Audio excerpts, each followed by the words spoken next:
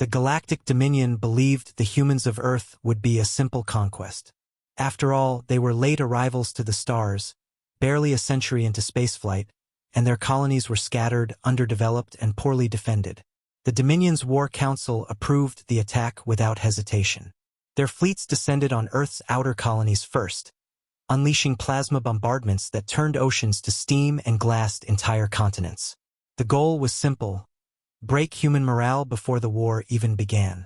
But the humans did not surrender. Ambassador Varix of the Dominion stood before the Galactic Council, proud of the demonstration strike.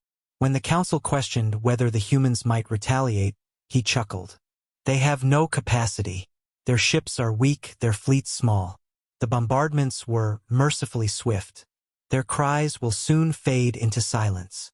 Silence did not follow. Instead, a transmission arrived. It wasn't encrypted. It wasn't hidden.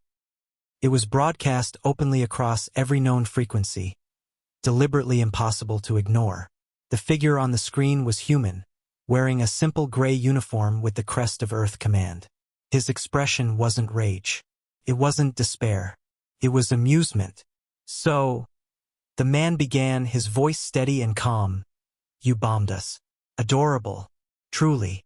He leaned forward slightly, eyes glinting with something the Council couldn't place. "But you've made a mistake. You think war is about weapons. You think it's about numbers. No, war is about resolve. And humans, dear aliens, were forged in fire long before you ever reached for the stars." The Dominion scoffed. A bluff, surely. Yet within a single rotation, human fleets began to move. They weren't sleek, polished vessels like those of the Dominion.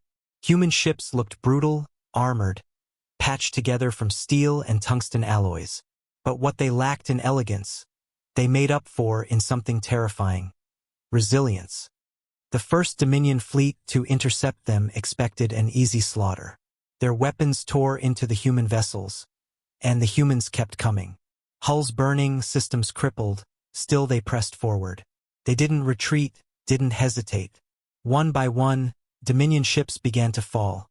Not because humans had superior firepower, but because they refused to stop fighting even when logic demanded it. Within days, the humans unleashed something new: kinetic bombardments. Simple, brutal, devastating.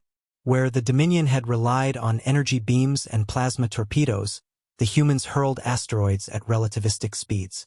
Whole planetary garrisons were wiped out in seconds. Shields designed for plasma couldn't stop raw physics. To the Dominion, it was unthinkable. To humans, it was Tuesday. The council chambers filled with panic.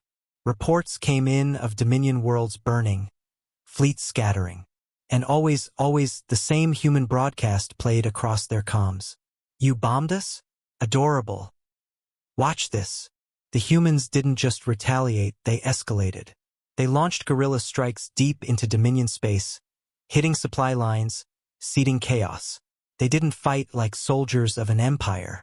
They fought like survivors, like predators who had spent 1,000,000 years perfecting the art of persistence. Varix, the ambassador who once mocked them, now sat trembling as another report arrived. The Dominion's capital fleet, destroyed. Not by overwhelming force, but by human ingenuity. They had lured the fleet into an asteroid field and turned it into a minefield of high-velocity projectiles. The Dominion had underestimated humanity's greatest weapon: imagination. When the Council finally sued for peace, hoping to salvage what remained of their empire, the humans gave no immediate answer. Instead, the same human commander appeared once more on the broadcast. His expression was calm, almost kind. "You thought we would kneel after your bombardments. You thought destruction would break us. But here's the truth: humans have been broken before. By nature, by each other, by endless wars on our own homeworld. And every time we came back stronger." He leaned closer to the camera, voice dropping to a chilling whisper. "You bombed us? Adorable. Next time, remember this: we don't start wars, but we do end them." The broadcast cut to black. And across the galaxy, every species, friend and foe alike, understood a new truth. Humans were not to be conquered. Humans were not to be threatened. Humans were to be feared.